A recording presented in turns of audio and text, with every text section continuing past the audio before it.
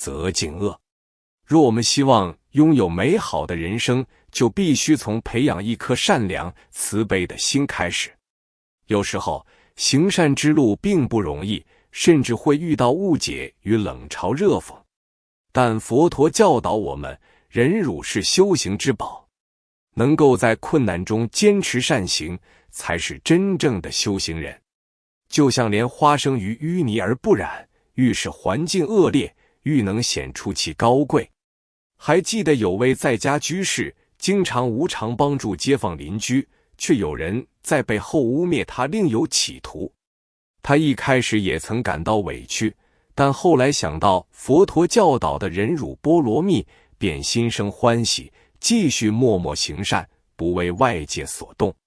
数年之后，当他真正遇到困难时，整个社区的人都自发帮助他，回报他当